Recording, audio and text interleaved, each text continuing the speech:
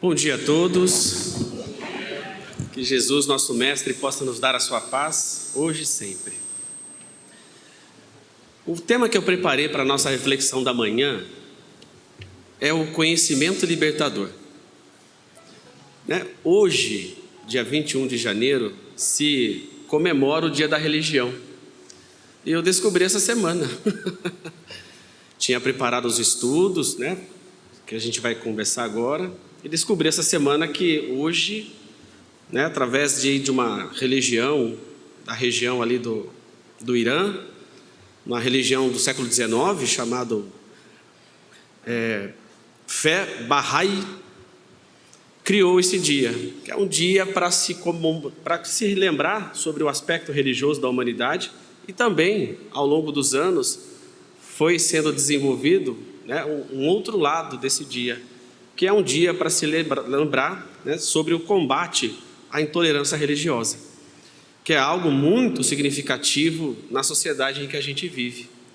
E isso passa pelo conhecimento das pessoas, pelo conhecimento real e pelo sistema de crenças que todos nós desenvolvemos ao longo de uma vida e vamos passando esse sistema de crenças ao longo das nossas encarnações. Então a ideia hoje, até para nos recordarmos de que o aspecto fundamental do Espiritismo é a fé raciocinada. Quando Kardec fala da fé raciocinada, ele se refere a um aspecto do nosso pensamento em relação ao conhecimento real, ao conhecimento empírico, aquilo que se observa do ponto de vista da realidade, dos registros, das refutações, porque as ideias vão crescendo ao longo dos anos e do tempo, e é natural que muitas ideias vão ficando no passado por novas revelações que vão sendo trazidas por várias descobertas. E o Espiritismo, ele tem esse caráter evolucionista, ou seja, ele vai andando de acordo com a ciência.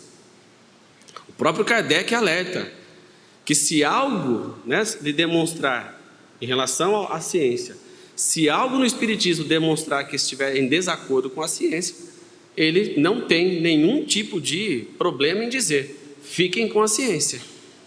É que o aspecto experimental do Espiritismo, raciocinado, usando a fé raciocinada, não tem como você fugir de uma verdade que você vivencia.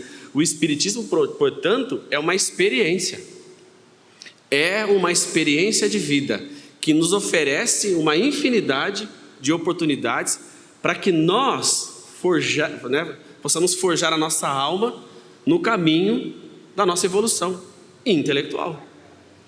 O moral é um desdobramento do intelecto, porque nós precisamos discernir o que é certo e errado para saber separar o joio do trigo. Então o intelecto sempre virá antes e depois o moral. E o Espiritismo, quando ele foi organizado por Kardec, ele tem uma base do conhecimento empírico muito forte. Porque Kardec, quando organizou aqueles 5 livros, que eu tenho certeza que aqui no salão, e quem está nos assistindo aí, bom dia pela internet, deve ter lido as obras de Kardec pelo menos umas 10 vezes, certo? Os 5 livros, no mínimo. Quem começou faz pouco tempo, pelo menos o Livro dos Espíritos, tem que ter lido. Quando Kardec organiza e sistematiza esse conhecimento, ele não tira isso do nada. Ele tira das experimentações, das reuniões mediúnicas que ele realizava, que ele acompanhava, que ele dirigia. Ele colocava pergunta aos espíritos, os espíritos respondiam e ele comparava esse conhecimento com milhões, centenas e centenas de mensagens que chegavam de todos os lugares do mundo. E esse conhecimento, eu fico imaginando como é que ele fez isso lá no século XIX. Não tinha computador, não tinha internet. Se escrevia como? Caneta, tinteiro, era pena. E fez uma obra monumental, que abarca também uma série de crenças que foram naturalmente desenvolvidas no seio da humanidade, aliadas a um conhecimento empírico que ele vivenciou. Então, quando ele pega aquelas centenas de mensagens, começa a fazer a comparação, e lá no início do Evangelho segundo o Espiritismo, na introdução do Livro dos Espíritos, ele vai narrar que aquilo é um compêndio de ideias de uma dezena de espíritos superiores. Ele está se baseando numa análise que ele realizou empiricamente. Ele leu os materiais, ele comparou, e nas reuniões mediúnicas, aquilo que era duvidoso, ele questionava, ele trazia, ele alterava, ele remodelava. Então, o Espiritismo, ele tem as 5 obras fundamentais, ele tem uma série de princípios, toda a doutrina, todo o conhecimento, ele tem, por sistematização, princípios que precisam ser levados em consideração. Por exemplo, quando nós estudamos economia, que é uma área que eu estudo há muitos anos, para entender a economia, é necessário que você se enverede por uma série de princípios que precisam ser compreendidos de maneira muito sistematizada pelo estudante de economia. É como você pegasse várias caixinhas e fosse pesquisando, estudando cada uma dessas caixinhas, para que lá no médio prazo você tenha uma análise muito mais completa da sociedade, usando o ferramental que as teorias econômicas trouxeram ao longo dos séculos. Quando se estuda essa área do conhecimento, o que nós pegamos? Vários pensadores, não apenas de uma vertente, mas vários pensadores das mais variadas escolas econômicas que existem. E você vai formando o seu conjunto de princípios para entender economia, para fazer uma análise da realidade, para entender quais são os caminhos que uma sociedade está trilhando, ou elas estão trilhando, para que no longo prazo ela busque o seu tão sonhado bem-estar social, que é uma busca de toda a sociedade. Então, isso é uma das áreas do conhecimento. Se nós olharmos para a química, por exemplo, a química é eminentemente experimental. Todas as descobertas do campo da química, ela traz, na sua forma de pesquisar, eventos empíricos, eventos que são testados em laboratório, que são ali dados algumas informações para que você possa chegar naquele resultado. Muitas vezes, e a maioria das vezes, os resultados que são ali estabelecidos são mutáveis, eles se alteram, porque novas descobertas vão se sobrepondo àquelas revelações, e a área da química chegou no ápice que nós vemos hoje. Aliás, se nós pensarmos a humanidade do ponto de vista da ciência, nós chegamos hoje na beira de uma grande revolução que está mudando a nossa forma de pensar e a nossa forma de agir no trabalho, na produção do conhecimento com a inteligência artificial. Para muitos dá até medo, pensar em robôs que pensam sozinho, que tomam suas decisões e a gente não sabe para onde irão. Mas nós não podemos ter medo disso, porque a inteligência artificial é uma criação humana. E todos os especialistas que trabalham com IA, com a inteligência artificial, dizem que não há possibilidade nenhuma dela trabalhar sozinha. Sempre haverá necessidade da interação humana. Sempre. Então, nós estamos hoje numa nova revolução, porque a humanidade passou por grandes revoluções, grandes mudanças na sua estrutura social, na sua estrutura industrial, na sua forma de criar, na capacidade de inovação. E hoje nós, no horizonte tem muitas revoluções ainda por vir. Qual que é o limite da humanidade? Qual que é o limite do ser humano? A gente não sabe, mas uma certeza nós temos, que do ponto de vista da humanidade, nós nos desenvolvemos muito. Porém, nós precisamos parar e respirar. Olhar esse ser humano, através do seu elemento espiritual. E essa tarefa começou há muitos milênios.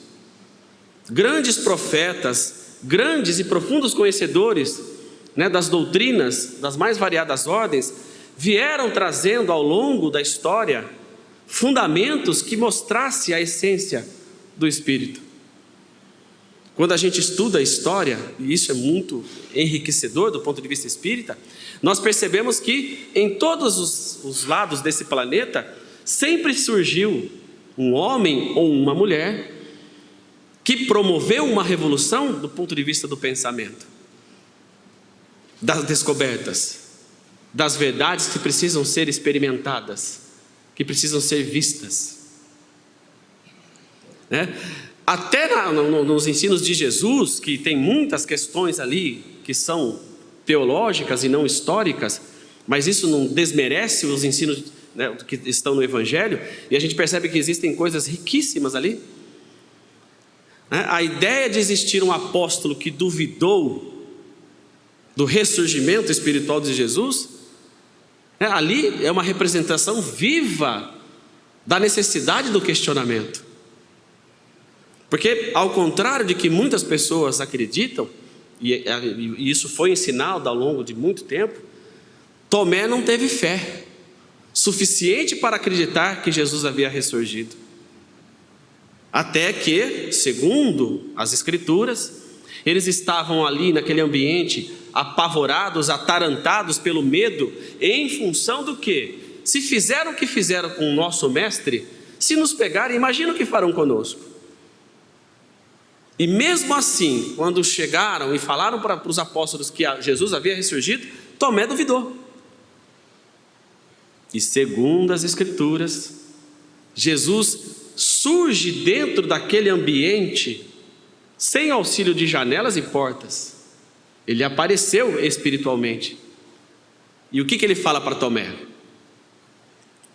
Tomé, põe teu dedo aqui, Tomé.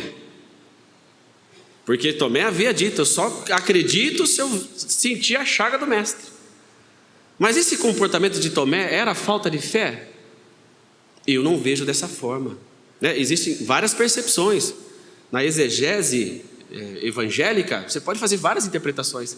Uma delas, usando a fé raciocinada, é que Tomé, naquele momento, precisava de uma experiência empírica. Precisava ver Jesus para acreditar. Não que ele não perdesse toda a fé nos ensinos de Jesus, porque ele acompanhou Jesus durante todas as incursões que Jesus havia feito naquela região. Quantas curas Tomé presenciou? Quantas ações de Jesus Tomé não estava junto? Mas Tomé representa o que há de mais criterioso, ou do ponto de vista crítico, nas observações humanas. É necessário que nós desenvolvamos uma fé raciocinada. O próprio Kardec, quando começou o desenvolvimento do Espiritismo, e isso a gente vê de uma maneira muito forte na Revista Espírita, ele publicou inúmeros artigos falando de charlatões que apareceram no século XIX. Falando de pessoas que usavam da fé alheia para benefício próprio. E ali tem vários e vários artigos que mencionam pseudo-médiuns que se revestiam de autoridade que não tinham e ludibriavam as pessoas que tinham fé naquela manifestação.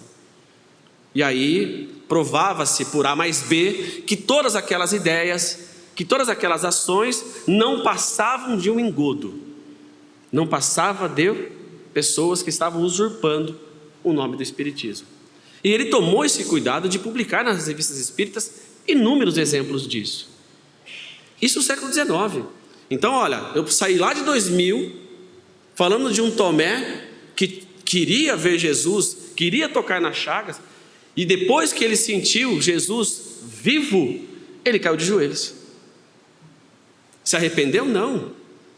É você estar de frente a uma realidade que você jamais haveria de tocar. E toda vez que eu falo da fé raciocinada, acho que até por conta dos cursos que nós somos envolvidos aqui na nossa casa, eu não consigo deixar de me recordar da história de César Lombroso, que nas minhas sagas aqui no Salão Vinícius, eu já mencionei algumas vezes, mas esse exemplo, essa experiência que César Lombroso teve com a médium Eusápia Paladino, representa o que há de mais vivo na experiência empírica dentro do espiritismo.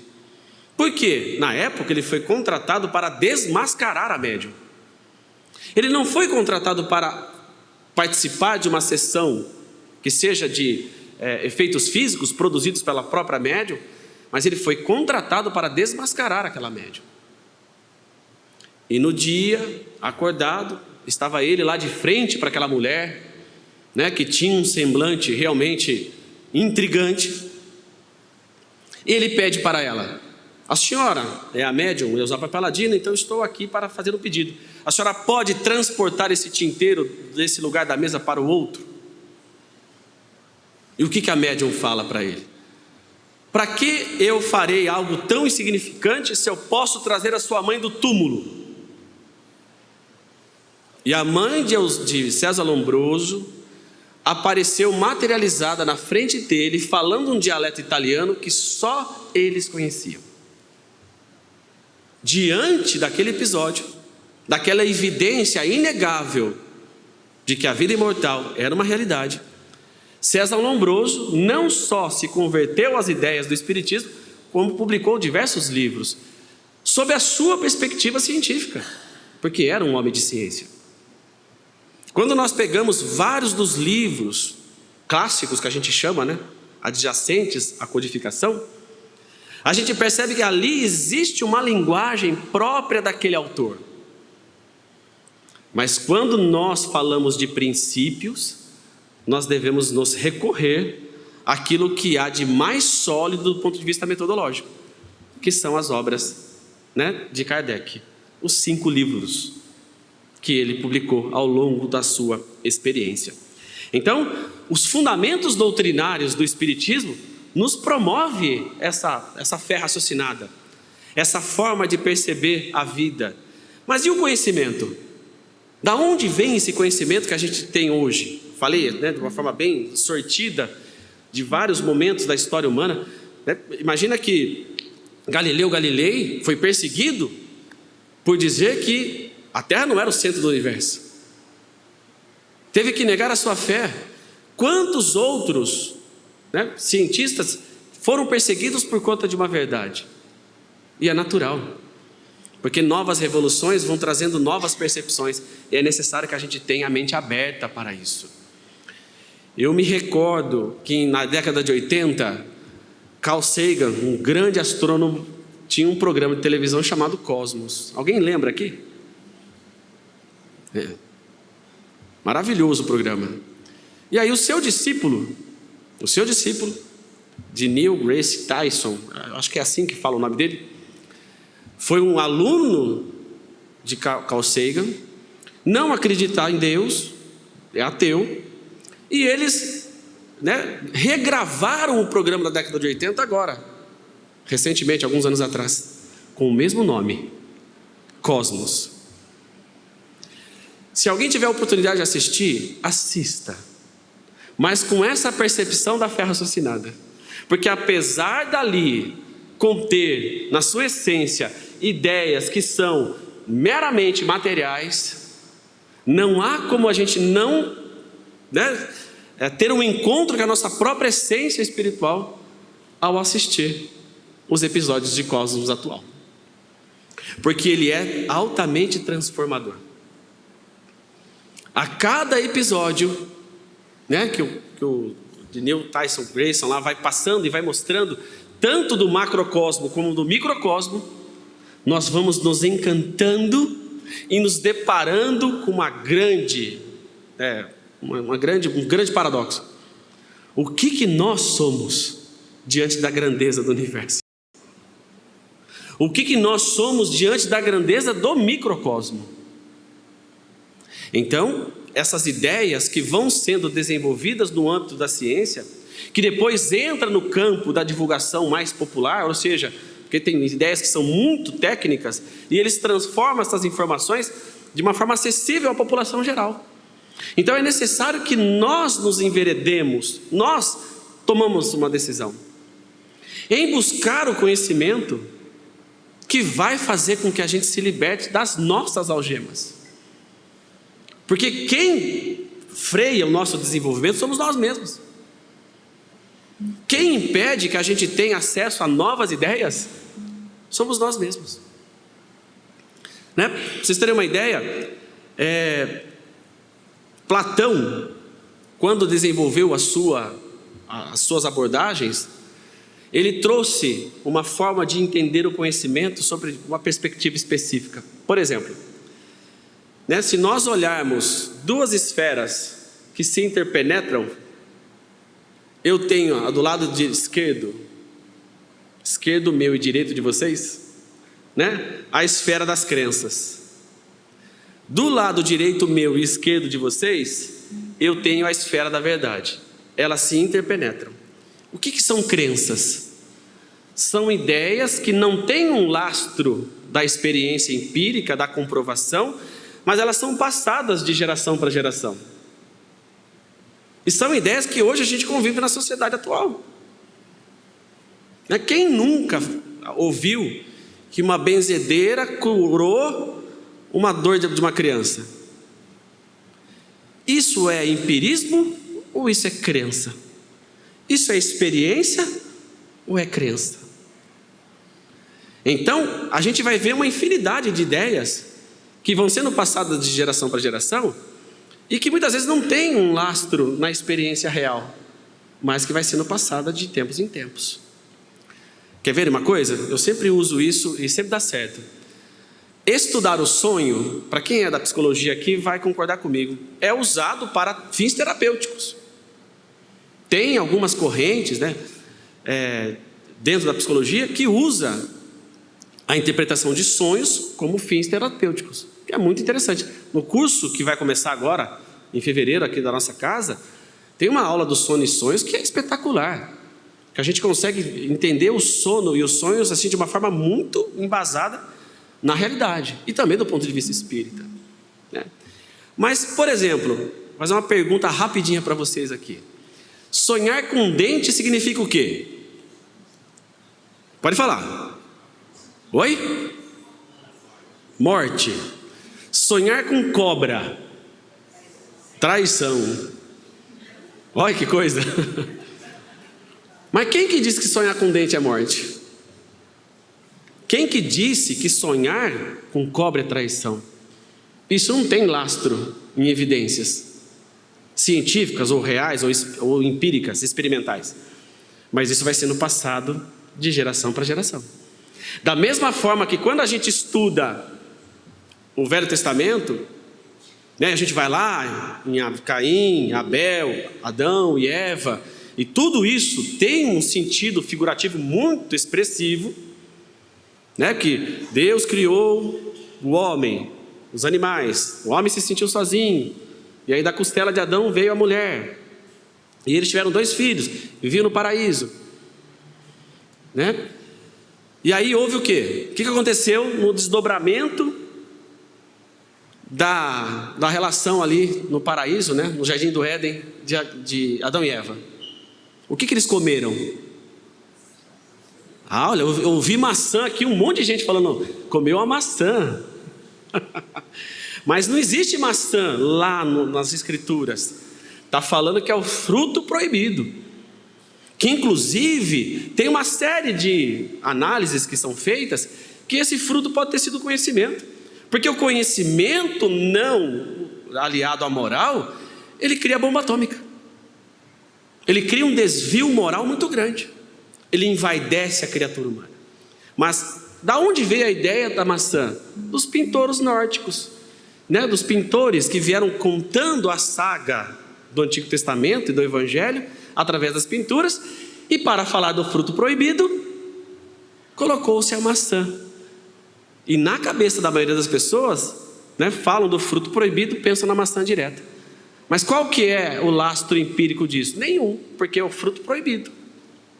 Podia ser jaca, né? Imagina. Podia ser jaca? Por que a maçã? A maçã tem um simbolismo muito grande na história da humanidade. Poderia ser maracujá, podia ser qualquer outra fruta, mas o fruto proibido naquela menção, a gente pode trazer essa observação. Trata-se do conhecimento, que fez com que eles fossem expulsos do paraíso.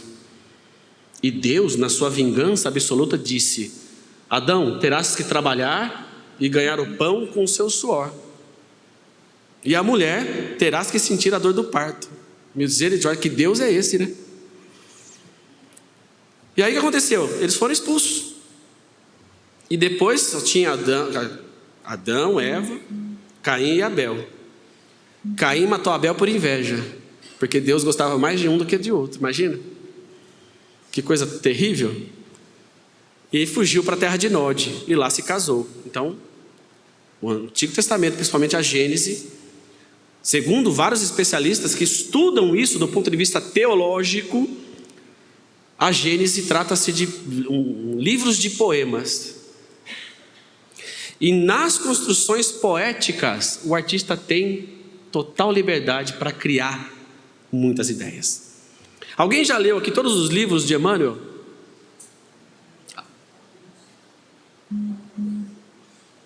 Paulo Estevão, há 2000 anos, lindíssimo, né?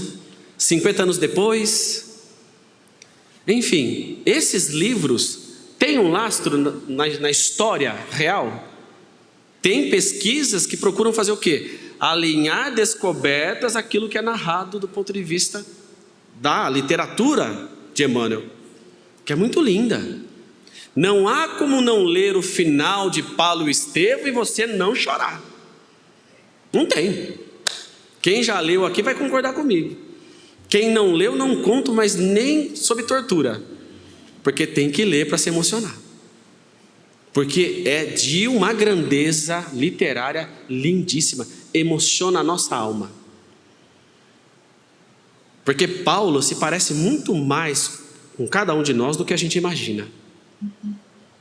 Ele era um homem do mundo, apesar de ter a sua fé, né? Houve uma transformação, houve uma mudança, houve uma conversão, houve uma mudança de rumo. E a grande luta de Paulo foi fazer o quê? Mostrar para os seus e para o mundo a fé cristã. Hoje, todo o movimento cristão do mundo tem uma influência gigantesca daquilo que Paulo fez e escreveu. E que é necessário que cada um de nós façamos o quê? Um filtro daquilo que foi dito. Porque, como Kardec assevera no livro dos Médiuns, o entusiasmo não esclarece, ofusca. Porque às vezes a gente fica tão entusiasmado com uma ideia, que a gente quer que essa ideia chegue nos 4 cantos do mundo, mas a gente não para e pensa e reflete e raciocina em cima daquela ideia.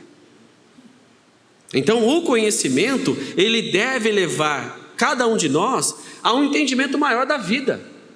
Se o conhecimento é científico, ele tem que ser transformador por si só, porque existem descobertas que transformam a sociedade para o futuro todo, né? Por exemplo, quando a gente estuda a vida de Madame Curie, que descobriu o rádio, que deu a vida dela, né, para que essa descoberta viesse a público, ganhou o prêmio Nobel e doou essa descoberta ao patrimônio da humanidade.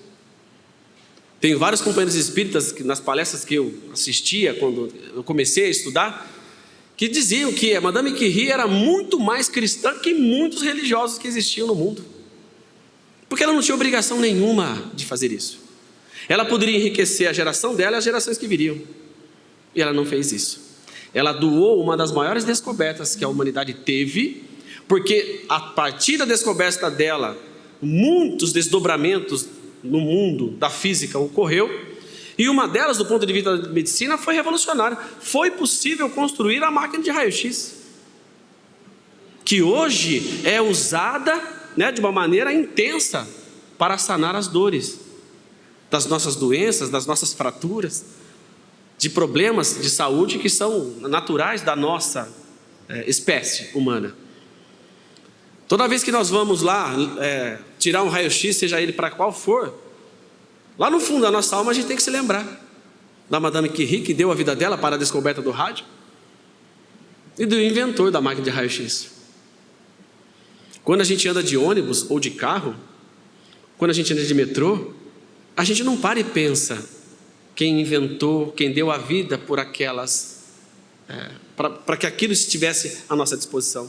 Certa vez um professor, querido amigo, professor de sociologia, ele disse que quando ele foi, primeira visita, a viagem dele para a Europa, que foi uma expedição do conhecimento, ele disse, ele fala que quando ele chegou em um dos castelos medievais, ele parou na frente daquele castelo, ele não é espírita, tá? Mas pasmem a reflexão que ele fez. Ele parou na frente daqueles castelos e o que vinha na cabeça dele era: quantas pessoas morreram e deram a sua vida para edificar essa obra? Quantos homens e mulheres não padeceram aqui? Quantas pessoas não foram exploradas? Né? Quantas pessoas perderam suas famílias? Quantas alegrias não tiveram também ao entorno dessas construções? E ele disse que por um momento ele ficou ali refletindo sobre a vida, sobre a existência, sobre a história, sobre grandes homens e mulheres, né, completamente esquecidos ou jamais conhecidos na história humana, que construíram determinados lugares. Salão Vinícius aqui mesmo, né? Quantos anônimos não construíram esse prédio? Né? Quantas almas não passaram por esta casa e doaram um pouco do seu tempo, da sua vida, em benefício do semelhante? Então, esse conhecimento que liberta. A experiência humana é, sem dúvida nenhuma, um dos maiores desafios que nós temos. Porque a gente nasce, a gente cresce, morre, renasce, cresce, morre, renasce de novo, e assim a gente vai num ciclo infinito de evolução até atingirmos a perfeição e a felicidade. Quantas experiências ainda teremos até a perfeição? Que conhecimento eu estou buscando em minha vida para que eu me liberte das minhas amarras, das minhas algemas? Santo Agostinho, por exemplo, ele representa o que há de mais sólido do ponto de vista do autoconhecimento. Alguns anos atrás, acho que foi 2012, eu fiz um estudo sobre Paulo de Tarso, e eu fiz um link com Santo Agostinho. Por quê? Porque a autotransformação é um reconhecimento de uma mudança que nós temos que fazer. E tem que ter muita coragem para fazer isso. Mudar um aspecto que nós estamos observando que não vai bem é um desafio incessante em nossas vidas. Por quê? Primeiro, reconhecer que algo vai errado já é algo desafiador e muito difícil. Sabe aquela coisa que a gente acorda de manhã, às vezes cansado, às vezes de mau humor, olha para o espelho, cabelo desgrenhado, aquele rosto inchado do sono. Você olha para o espelho e fala assim: hoje eu vou fazer do meu dia um dia diferente. Vou amar as pessoas, até aquelas de mau humor. Vou conversar com as pessoas, vou abraçar alguém. A meta diária: olha, hoje eu vou ser uma pessoa de bem. E a gente às vezes não consegue. Está no trânsito, leva uma fechada, e aí a gente volta a ser o ser humano embrutecido de novo. Mas por que isso? Porque nós precisamos reforçar diariamente a necessidade de levarmos esse conhecimento ao ápice, da sua transformação. Porque o conhecimento, seja ele científico e seja ele religioso, ele precisa fazer uma diferença em nossas vidas. A gente vem para o centro espírita, vem assistir a palestra, vai nos cursos, vai nas reuniões mediúnicas, participa dos grupos de estudos, né, se especializa no pensamento de Kardec, às vezes consegue citar, né, decoradamente questões do Livro dos Espíritos, mas se tudo isso não tiver um impacto na minha vida prática, de nada adianta. Eu vou ter que reencarnar inúmeras vezes, até que esse conhecimento efetivamente liberte a cada um de nós. Tenho um respeito profundo pela religião, porque a religião, de uma forma específica, ela tem uma finalidade no mundo.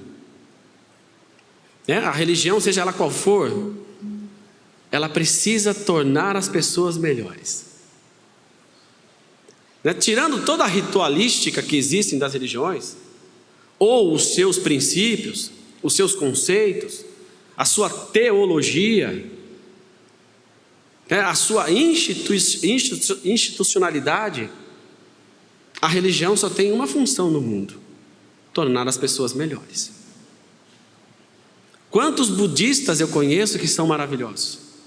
Quantos espíritas que eu conheço, e nós conhecemos, que não são maravilhosos? Quantos católicos não são maravilhosos? Quantos evangélicos que eu conheço, e vocês devem conhecer, que são pessoas impecáveis do ponto de vista moral.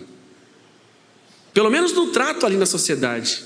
No âmago do ser, às escondidas, a gente não tem a menor ideia do que as pessoas pensam, sentem e fazem. Mas ela está ali cumprindo o dever dela na sociedade, respeitando as demais religiões, respeitando essas manifestações teológicas que existem e que têm uma finalidade de existir. Mas todo pensamento exagerado, ele leva naturalmente as pessoas à confusão e à convulsão. Eu estava essa semana estudando, pesquisando sobre vários aspectos. Me apareceu lá no meu oráculo da modernidade, o Google. Aí você vai pesquisando no Google sobre vários princípios. Apareceu, infelizmente, uma das maiores tragédias do ponto de vista dessas seitas, desse pensamento intolerante e que tem esse vínculo com a religiosidade das pessoas, mas que aconteceu lá na Guiana com aquele pessoal do Jim Jones. Eu nunca tinha pesquisado com profundidade sobre aquela questão, e eu tive o cuidado de fazer uma pesquisa até que aprofundada sobre isso, e foi um dos episódios mais tristes que a humanidade vivenciou, porque foi algo muito terrível. Mas é a religião transformada no quê? Numa visão dogmática, numa visão única. Olha, a única salvação é esse caminho. Será que a única salvação do ser humano é essa ou aquela religião? Hoje, no Dia Mundial da Religião, é saudável falar que esta ou aquela, este ou aquele caminho é o correto? Ou o correto seria dizer que o conhecimento que cada uma delas desenvolve no nosso ser, transformando esse indivíduo, esse homem ou essa mulher, numa pessoa de bem, é o que deve prevalecer no final das contas. Porque eu posso vir inúmeras vezes assistir as palestras, ir na preleção, e tomar um passe, ou aplicar um passe, e aí eu não fazer jus à minha caminhada terrena. Então é necessário que essas experiências que transformam as nossas vidas tenham significado na nossa existência, faça sentido para cada um de nós, E é necessário que esse poder transformador do conhecimento esteja presente em nossas vidas. E para isso é necessário que a gente não fique preso em sistemas dogmáticos. Ou seja, uma ideia que eu tomo como verdade absoluta e eu levo essa verdade absoluta até morrer. Não, nós precisamos estar abertos, estar sempre sintonizados com as novas revoluções que as descobertas científicas nos trazem. Uma coisa é você acreditar, como eu disse hoje, naquela benzedeira que faz aquilo com muito amor. Tem muita gente que foi numa benzedeira e falou assim: nossa, eu saí de lá renovado. Foi a arruda que ela usou? Foi os movimentos que foram feitos ali? Ou, de acordo com o princípio espírita da fé raciocinada, que nós aprendemos nos cursos, é você entender que nós somos capazes de modificar os fluidos que estão ao nosso redor. E através da nossa capacidade de amar, nós vamos impregnando esses fluidos com sentimentos elevados. E as pessoas receptivas, porque a pessoa precisa estar receptiva, ela vai se transformando ao receber esses fluidos benéficos. Da mesma forma que Jesus, em muitas das suas incursões de amor, ele curava. E às vezes as pessoas nem estavam ali pedindo diretamente para Jesus serem curadas. E elas eram. Kardec pegou esse trecho do Evangelho e ele faz assim um aprofundamento significativo na Gênesis, que é o caso da mulher hemorroísta. Esse caso é um dos mais emblemáticos da cura de Jesus. Porque até você ter, né, ali um problema, pedir para Jesus te curar, ele impõe as mãos, né, vai, você será curado, você foi curado, na frente de Jesus, Jesus querendo fazer isso, é uma coisa. A outra coisa é você se sentir indigno daquela cura, porque isso acontecia com a mulher hemorroísta, há mais de 12 anos com sangramento, e naquela época, as mulheres eram consideradas impuras, por estarem num período que é um ciclo natural, da própria constituição orgânica. Há mais de 12 anos essa mulher estava desse jeito. Imagina, perdeu tudo, até a própria dignidade.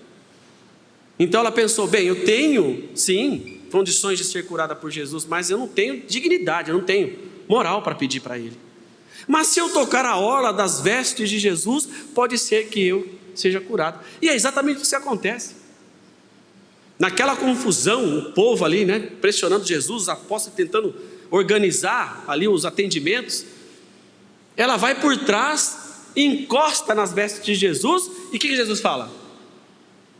Quem me tocou? Sinto que uma virtude saiu de mim. E aí, os apóstolos viram para Jesus e dizem, Senhor, não vês que a multidão nos comprime? Como saberemos quem te tocou? E Jesus insiste, quem me tocou? Uma virtude saiu de mim. Essa mulher se joga aos pés de Jesus de joelhos e fala, Senhor, fui eu. Fui eu, Senhor. Eu sou indigna de pedir a sua cura, mas eu fui curada. E aí que Jesus fala, tua fé te curou. E lá no livro A Gênese, né, Kardec faz uma explicação maravilhosa. Jesus, por ser um espírito puro, uma referência de humanidade, uma referência de amor, né, um espírito que para nós é uma referência, é um guia e modelo, como está no livro dos Espíritos, estava naquele momento em que a humanidade estava num sofrimento inenarrável. Porque os felizes naquela época eram poucos. Era muita pobreza, era muita fome, era muita doença, era muita dor. E Jesus veio para essas pessoas. E nesse momento, né, ele fala assim, tua fé te curou. E aí ele diz, vai e não peques mais. E aí a gente coloca o pecado no campo do erro. E não é. O pecado, do ponto de vista etimológico, significa errar o alvo, nada mais, nada menos. E quando nós erramos o alvo, significa que nós estamos tentando acertar. E no afã de tentar acertar, a gente erra. E nós erramos de várias e várias vezes, até que nós possamos nos aperfeiçoar. Jesus, portanto, é essa referência de um conhecimento transformador que nós queremos para as nossas vidas. Que Ele nos guie no caminho do bem, no caminho do amor, no caminho da paz, no caminho da autorrenovação. Porque se é difícil nós agirmos como Jesus, existem inúmeros exemplos na nossa sociedade, na história humana, que levaram os ensinos de Jesus como uma referência de vida. Nós não vamos deixar de ser aquilo que somos por seguirmos Jesus. Nós não devemos deixar de ser o que somos por nos tornarmos espíritas. Porque ser espírita é uma decisão, não é uma conversão. É uma decisão de propósito. Que eu vou atrás desses ideais, eu vou estudar esses princípios, esses fundamentos, e vou tentar entender e aplicar esses fundamentos na minha vida cotidiana. Então, a gente nós nos transformamos em pessoas santas, do ponto de vista de ser bons, da noite para o dia. Isso requer dedicação, prática, repetição, e as repetições têm que acontecer o tempo todo, até que nós consigamos agir segundo os princípios cristãos e espíritas, que é tudo a mesma coisa, de maneira natural e automática. É difícil? Ou se é? É impossível? Não, se nós realmente definimos que nós queremos esse caminho. Então é necessário que, para que o conhecimento científico, religioso, espiritual faça parte das nossas vidas, nós precisamos entender a natureza humana. Nós somos espíritos, somos imortais, a vida é transitória, estamos nesse mundo de passagem. Quando retornaremos? Não fazemos ideia. Esperamos que ninguém retorne hoje, né? Se Deus quiser. Mas, se for em breve, que nós possamos fazer a transição de maneira tranquila. Mas não é fácil. Porque existem inúmeras leis que impedem que a gente faça isso de maneira natural. A morte, apesar de ser um ciclo natural da vida, né, a gente não foi criado para isso. Pelo menos aqui no Ocidente. Nós não temos como cultura entender que a morte é uma transição natural. Então a gente se choca, a gente chora, a gente sofre. A ausência física é algo que nos faz muito mal, mas é um ciclo natural. É algo que acontece e vai acontecer com todos nós. E que nos coloca obrigatoriamente num rol de igualdade. Né? Porque todos nós um dia estaremos do lado de lá. Eu me recordo de um vídeo chamado Nós que aqui estamos, por vós esperamos, que fala exatamente desse processo de nascer, viver e morrer. E uma das imagens que mais mexeu comigo, e aí eu já vou para o encerramento da nossa conversa de hoje, que está nesse vídeo, é que aparece as imagens de uma fábrica da Ford, lá no século XIX, mas muito tempo atrás, logo no início do Fordismo. E aparece o nome de um rapaz, aí, né, olha, esse fulano nasceu e morreu em tal data. E aí aparece ele com a sua família fazendo um piquenique. Aparece ele com a sua família fazendo outras coisas do cotidiano comum. E aí a última frase dessa, tem muitos, né? O vídeo tem 1 hora e pouco, mas esse trecho foi realmente significativo. E aí no final desse trecho, deve ter o quê? Uns 40 segundos, 1 minuto, aparece a frase assim: fulano nunca andou de Ford. Ele passou a vida construindo carros. Viveu feliz com a família. Viveu momentos inesquecíveis, né? Fez memória, mas nunca andou com um veículo que ele construiu. A vida é como a vida desse jovem, desse rapaz. A gente pode acumular muita riqueza nesse mundo e muitas vezes nem ter passado por esse mundo do jeito que deveria, porque a experiência da vida tem que nos forjar a sermos pessoas melhores. Nós temos que construir sim um mundo melhor, mais justo, mais equilibrado, com menos desigualdade. Desigualdades intelectuais sempre existirão, mas sociais é sim uma consequência e obra do homem. Está lá no livro dos Espíritos. As desigualdades sociais, apesar de existir, e tem muita gente que tem uma percepção muito diferente disso, é obra do homem. que ainda é carregado de egoísmo, carregado de orgulho, que precisa ser vencido. E como é que nós vencemos isso? A gente tem que abrir a nossa mente. Usar das nossas ferramentas íntimas para começar a mudar o mundo em que nós estamos vivendo. Então a gente não precisa ser nenhum revolucionário que vai ficar gravado nas histórias, né? Dos livros de história. Mas se nós aprendemos a revolucionar quem está junto conosco, pelo menos a pensar de maneira fraterna, a olhar o outro com igualdade, a olhar o semelhante com os valores que tem, nós vamos mudando aquele pequeno mundo. E pequenos mundos sendo alterados, vão consequentemente no longo prazo mudando o mundo que nós estamos vivendo. Então a proposta que o Espiritismo faz dentro dessa conversa de hoje é que a gente possa sempre estar num ambiente social, mas com um sentimento de universalidade. É necessário compreender do ponto de vista espírita que a vida tem um caráter universal. A vida, a experiência humana tem um caráter universal. Todos nós estamos nas experiências que necessitamos. Todos nós estamos vivendo aquilo que mais lhe cabe para o nosso aprendizado. E nós vamos sair desta vida melhor do que nós entramos. Pelo menos com aprendizado.